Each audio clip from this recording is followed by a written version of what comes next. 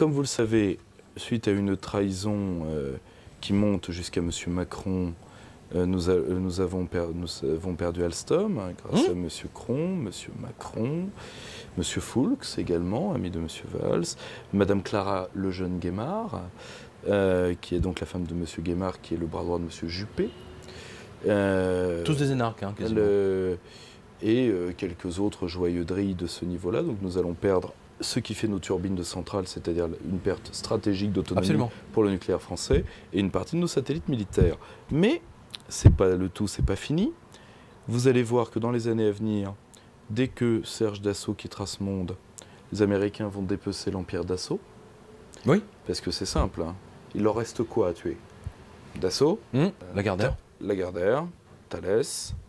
Il reste plus grand-chose finalement. Bah, justement, pour aller dans votre sens, alors vous voyez, vous êtes toujours un très bon analyste. Alors là pour le coup, c'est notre lecteur Mohamed, qui lui est tout aussi lucide que vous. Il dit: pourquoi personne ne s'indigne-t-il pas du démantèlement de la France? Il dit: c'est une question rhétorique. C'est triste, mais le peuple n'a ce qu'il mérite. Comme disait Orwell, en votant pour des pourris, le peuple est complice et non victime. Le fait que les Américains rachètent des industries européennes peut s'expliquer par le TAFTA. Les Américains se préparent tout simplement. Enfin, bon, c'est mon avis. Hein. Donc, il nous donne un lien sur le journal Le Monde.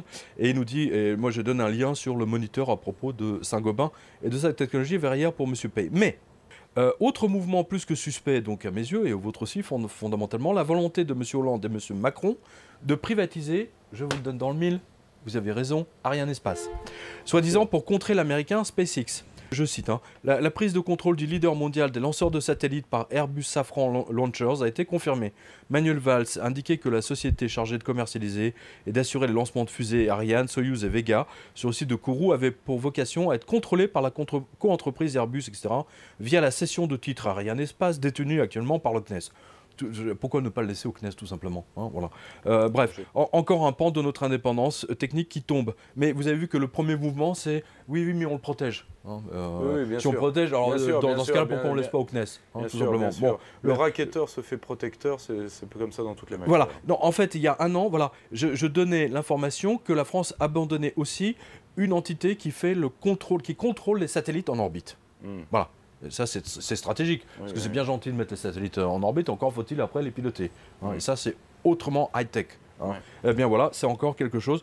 Et enfin bref, là, tout d'un coup, on a une très très bonne vision de ce qui se passe. Hein. On a une vision de ce qui se prépare. Hein, voilà, donc merci à notre lecteur Michael, hein, également, qui nous a donné cette information. C'est très très bien vu, et on voit bien que vous avez raison. Notre industrie aérospatiale, qui est le fruit des grandes décisions du général de Gaulle, va quitter la France. Il faut bien savoir une chose. La France est, après les États-Unis et la Russie, la troisième puissance spatiale mondiale en termes d'investissement que chaque Français fait dans l'espace. L'espace est une des terres des grands combats industriels, et technologiques et stratégiques de l'avenir. Or, ceux qui se préparent, et comme toujours, d'abord l'européanisation. Pourquoi c'est Airbus qui reprend au SNES? Parce que Airbus est quelque chose qui a été la sueur et le sang des Français et qui est contrôlé par les Allemands. L'Union européenne, ça a toujours servi à ça. Et ensuite, ça finira dans la main des Américains parce que les Allemands ne sont pas capables de gérer ça fondamentalement. Mais il faut bien savoir une chose, alors que Airbus n'est pas un avion européen, ne l'a jamais été. Le deuxième fournisseur en termes de matériaux, en termes de matériaux d'Airbus, le premier c'est la France, le second c'est les États-Unis.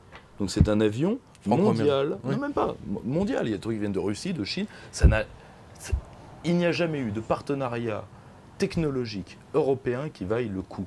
Ariane, c'est pas une fusée européenne, c'est une fusée française.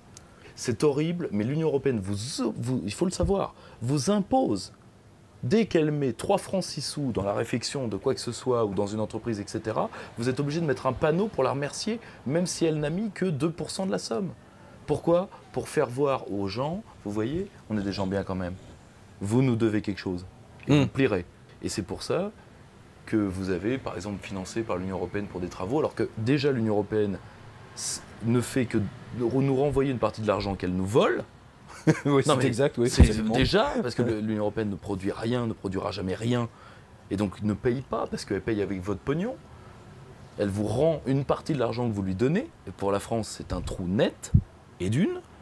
Et de deux, elle prépare la reprise par des puissances extérieures et particulièrement par la puissance américaine. Et bien évidemment, ça commence par des entreprises de protection parce que tout racketteur est avant tout quelqu'un qui dit qu'il vous protège. D'accord, oui, bien sûr, c'est le grand classique. C'est le principe de la mafia. Voilà, tout à fait. Tout ceci est assez absolument extraordinaire, où on liquide des entreprises simplement au nom, pour obéir à la volonté de Bruxelles, hein, de l'Union européenne, qui veut absolument avoir le contrôle de toutes les entités financières françaises.